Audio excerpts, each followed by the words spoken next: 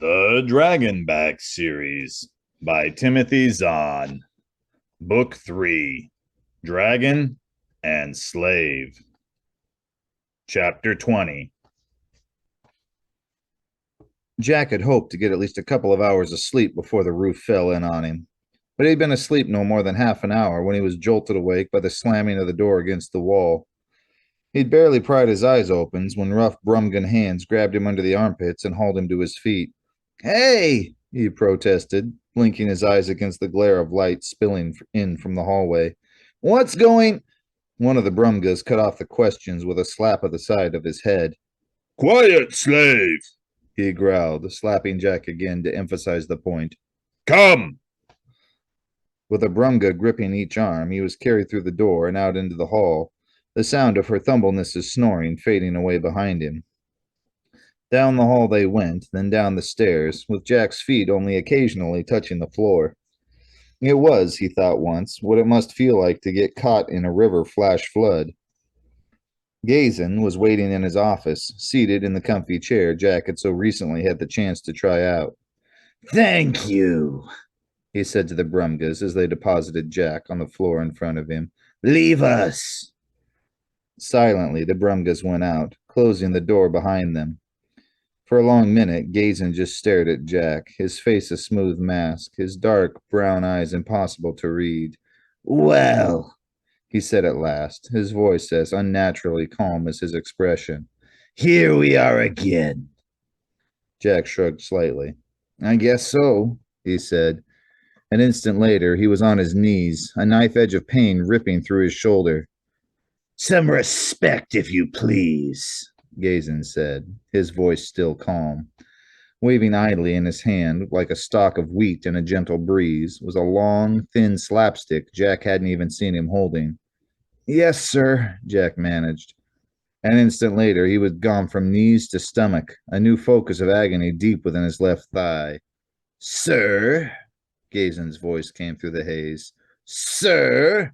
That's not my title, slave."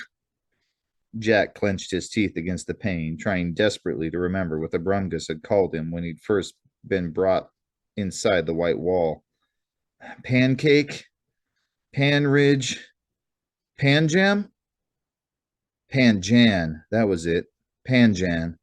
"I'm sorry, Panjan Gazin," he said, and bit back a scream as a third slapstick blow caught him across his back. "Panjan is a Brumgan title," Gazin said, his voice almost too quiet to hear over Jack's own gasping. "Not proper for a human to use. Try again." Jack shook his head, the moment sending fresh waves of pain through him. "I don't know what you want," he panted. "I don't know what to say." He braced himself for another blow, but it didn't come. "That's better," Gazin said. "You're starting to understand." Suddenly, there was a shoe filling Jack's field of view. He winced back, fully expecting that the next thing he felt would be the shoe connecting hard with his cheek. But again, the expected didn't happen. "Get up," Gazin said. Jack tried to obey. He really did, but his muscles were still shaking so badly from the slapstick's sting. He twitched violently back as the tip of the slapstick swept past his eyes. The movement sent fresh waves of pain washing over him, almost as bad as if Gazin had actually hit him. "I said get up." Setting his teeth together, Jack forced his hands under his chest. Slowly, inch by inch, he got himself pushed up off the floor. Rolling over onto his side, he looked up at Gazin. The man was back in his chair, still fingering his slapstick. He was watching Jack with the same vaguely interested expression someone might give a slug working its way across the grass. And that really was all he was to Gazin, Jack realized dully. A slug, living under his feet with a bunch of other slugs, all of them alive only because they weren't quite worth the trouble of killing. Clenching his teeth some more, he got back to the task of getting up. It seemed to take forever, but finally, his shirt soaked with sweat, his body feeling like he had a 3-alarm sunburn, he pulled himself more or less upright. "Impressive," Gazin said. You're tougher than you look, McCoy. I'll have to remember to use a stronger setting next time. He waved the slapstick for emphasis. Instinctively, Jack flinched back, the movement nearly throwing him off balance again. That one earned him a cold half smile. And you're a quick learner on top of it, Gazin added. Good. I trust we won't have to repeat this lesson. Jack shook his head, not daring to try to speak. Good, Gazin said. That seemed to be his favorite word this morning. There's a chair behind you. Sit. It hurt almost as much to sit down, Jack discovered, as it had to drag himself to his feet in the first place. But at least now he didn't have to worry about his knees giving way. Now, Gazin said briskly, laying the slapstick on the desk beside his computer. You were in here tonight. Why? Jack took a deep breath. Originally, his plan had been to deny everything, in the hope of maneuvering Gazin into telling him exactly what he knew about Jack's nighttime activities. But the slapstick beating had demolished any interest in playing psychological games with this man. I was tired of picking berries and playing punching bag for her thumbleness, he muttered between slightly numb lips. I thought that this would be a way to remind you that I was more valuable than that. And exactly how valuable do you think you are? Jack started to shrug, remembered what had happened the last time he did that. I disabled your security system and got into your office, he said. I took this to prove it. He pulled the paperweight from his pocket and set it on the nearest corner of Gazin's desk. Not just anyone could do something like that and get away with it. Gazin's eyebrows lifted slightly. Do you really think you got away with it? Jack winced. No, not really. Good, Gazin said. Then all we have to do is decide what exactly I'm going to do with you. Jack's pulse was pounding unpleasantly hard in his neck. The basic assumption here had always been that he was worth too much money to kill out of hand. Now, looking into Gazin's dead eyes, he wasn't at all sure about that anymore. I'm a professional thief, he said carefully. A good one, too. I could do those kinds of jobs for you. I've got my own thieves, Gazin said. What do I need you for? Jack's pulse picked up a little more speed. Had Gazin given up on the auction Uncle Verge had mentioned? Or was this a psychological game of his own? People don't expect a kid like me to be a thief, he said. Especially when that thief goes under another name, Gazin suggested. Or did Hitorif merely get your name wrong when you checked in with him? No, I gave him the wrong one, Jack admitted. Why? That was a darn good question, Jack decided. It deserved a good answer, too. Problem was, he didn't have one to give. It was mostly because... He broke off as a knock came at the door. Enter, Gazin called.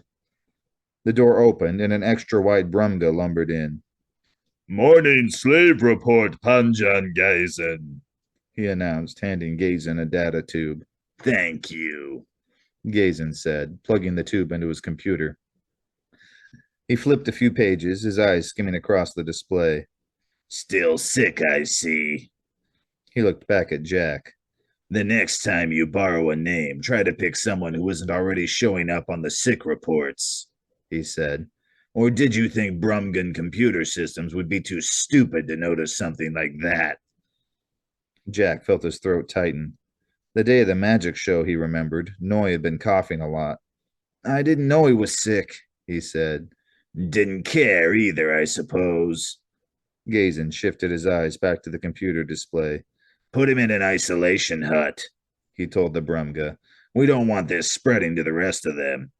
Treatment? The Brumga asked. None, Gazin said darkly. I'm tired of this. The boy's always been more trouble than he's worth. Like his parents, the Brumga said.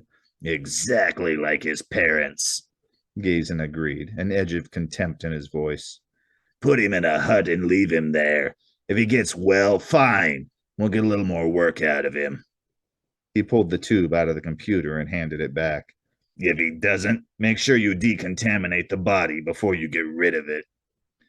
The Brumga nodded as he took the tube. I obey, Panjan Gazin. He lumbered back out, closing the door behind him. Now, Gazin said, leaning back in his seat and crossing his legs. Where were we? Jack took a careful breath. No, that's right, Gazin said, before he could speak. You were going to spin me some lie as to why you used a false name when you were brought in here. He picked up the slapstick and began waving it gently around again. Would you like me to tell you what I think? He asked. Jack was still trying to decide whether he was supposed to answer when Gazin flicked the slapstick toward him, and a fresh slash of pain burst across on his shoulder like a bolt of lightning. He gasped, jerking back in shock and pain, and only then did his squinting eyes register what had just happened. Gazin's weapon wasn't an ordinary slapstick, he realized now. Instead, it was composed of a slightly flexible cylindrical spiral that could extend several feet outward at the flick of a wrist. Even as Jack clutched at his shoulder, Gazin lifted the slapstick back toward the ceiling, letting the extended section slide smoothly back into the outer sheath. When I ask a question, I expect an answer, he said. Shall I repeat it for you? Jack shook his head. Yes, I'd like you to tell me what you think, he managed. Better, Gazin said approvingly, waving the slapstick idly in his hand again. I think the whole thing about your partner selling you to us was never more than a complete scam. I think he's sitting in your ship right now, monitoring your activities and waiting for you to reach your objective. He lifted his eyebrows. Go ahead. Tell me I'm wrong.